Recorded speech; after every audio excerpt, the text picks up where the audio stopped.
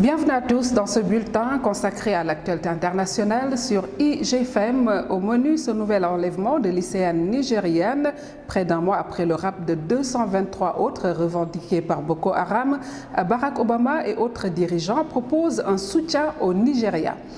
En Côte d'Ivoire, le salon Shield Africa s'est ouvert jusqu'au 6 mai. La sécurité maritime et les catastrophes naturelles à l'ordre du jour de cet événement hautement militaire. Nous parlerons également de la destitution de la première ministre thaïlandaise. L'opposition applaudit.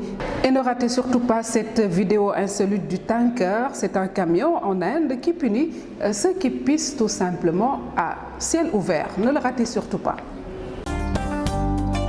Au pays de Madiba, les électeurs sud-africains sont appelés ce mercredi à élire les 400 députés qui choisiront le 21 mai prochain le président de la République. Malgré les tensions sociales, l'ANC au pouvoir depuis 1994 par favori. Selon les sondages, l'Afrique du Sud s'achemine vers une réélection de Jacob Zuma. L'actuel président devrait ainsi être reconduit pour un second mandat de 5 ans malgré le climat social très tendu dans le pays avec des scènes de violence urbaine quasi quotidiennes dans les townships les plus pauvres. Son parti, le Congrès national africain au pouvoir depuis 1994, demeure le grand favori de ces scrutins, même si sa popularité est entachée par cette crise économique et les affaires de corruption. Outre l'ANC qui compte sur l'anniversaire des 20 ans de la démocratie et sur le souvenir de Mandela pour se maintenir, tous les regards seront tournés aussi vers les résultats du parti populiste de Julius Malema, les combattants pour la liberté économique, nouveau venu dans le paysage politique. Remaniement la présidente de la transition, Catherine Samba Panza, pour ses 100 jours de pouvoir, dans son discours adressé au peuple centrafricain, n'a pas esquivé les critiques. Elle en a même quasiment pris acte en les recensant.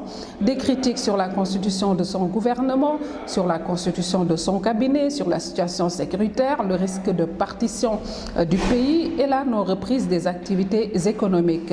La présidente de transition a indiqué qu'il était tout à fait urgent et impératif de procéder à une refonte du cabinet présidentiel et que le gouvernement serait réaménagé pour être plus inclusif et plus représentatif.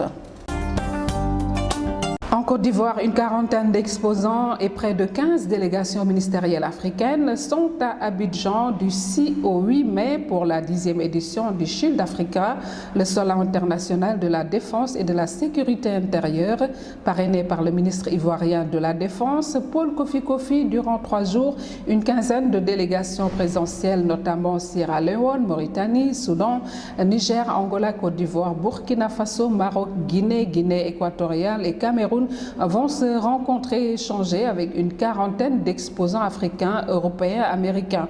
Le ministre ivoirien de la Défense s'est exprimé ainsi sur l'importance de 2 thèmes de cette 2e édition, la sécurité maritime et les catastrophes naturelles. À côté des menaces conventionnelles, de nouvelles sont apparues, telles que la cybercriminalité, la criminalité transfrontalière, le trafic de drogue, le terrorisme, les catastrophes naturelles et la piraterie maritime, a-t-il déclaré. Les dépenses militaires en Afrique ont augmenté de 8,3% en 2013 pour atteindre un montant estimé à 44,9 milliards de dollars. Au Nigeria, près d'un mois après avoir kidnappé plus de 200 lycéennes, le groupe islamiste Boko Haram a encore enlevé 8 adolescentes dans le nord-est du pays. Al-Azhar, la plus haute autorité de l'islam sunnite, a joint mardi sa voix à celle de tous ceux qui, à travers le monde, condamnent ces enlèvements. Alors que l'enlèvement sans précédent de plus de 200 lycéennes par Boko Haram le 14 avril dernier est encore dans tous les esprits, le groupe islamiste a récidivé. 8 autres adolescentes ont été kidnappées début mai. Cet enlèvement de masse pourrait être l'événement qui aide à mobiliser la communauté internationale tout entière contre cette organisation, a ajouté Barack Obama, qui a proposé à son homologue nigérien Goodluck Jonathan l'aide des États-Unis pour tenter de retrouver les jeunes filles. L'Angleterre, la France et des pays africains ne sont pas en reste. En attendant, le département d'État américain dit disposer d'informations selon lesquelles les adolescentes auraient été amenées dans des pays voisins. Destitution de la première ministre thaïlandaise Yingluck Shinawatra. Elle a été reconnue coupable d'abus de pouvoir par la Cour constitutionnelle thaïlandaise, entraînant la démission de la première ministre. Elle avait placé un membre de sa famille à la tête de la police pour le mouvement d'opposition au gouvernement qui manifeste depuis 6 mois dans les rues de Bangkok. Cette décision de la Cour est une aubaine. Nul doute qu'ils vont relancer la mobilisation pour atteindre leur objectif, mettre en place un conseil du peuple non élu pour réformer le système politique, mais les partisans du gouvernement, les chemises rouges, prévoient aussi un rassemblement massif dans la banlieue de Bangkok dès samedi prochain. Tunisie, le président promet une amnistie aux djihadistes sans sang sur les mains. Monsef Marzouki l'a promis mardi lors d'une visite au mont Chambi où l'armée traque depuis 2012 un groupe qui serait lié à Al-Qaïda. Marzouki n'a donné aucun autre détail sur ces mesures d'amnistie ni sur quand la dite loi sera soumise à l'Assemblée nationale constituante. La loi antiterroriste tunisienne adoptée sous le régime déchu de Zinedine Al-Abedine Ben Ali prévoit des peines de prison très lourde pour toute personne liée à un groupe interdit, même si le justiciable ne s'est rendu coupable d'aucun crime de sang. Et nous en venons à cette vidéo insolite qui fait le buzz en Inde. Voyez-vous, les autorités locales en auraient marre de subir le manque d'hygiène causé par des hommes qui pissent dans les rues. Elles ont alors sorti un gros camion surnommé le tanker pour donner une bonne leçon à ces messieurs.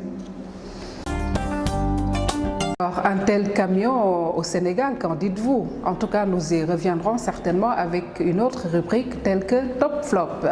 Voilà, c'est tout pour cette édition sur l'international. Merci de l'avoir suivi. Rendez-vous demain avec toujours nos partenaires Reuters.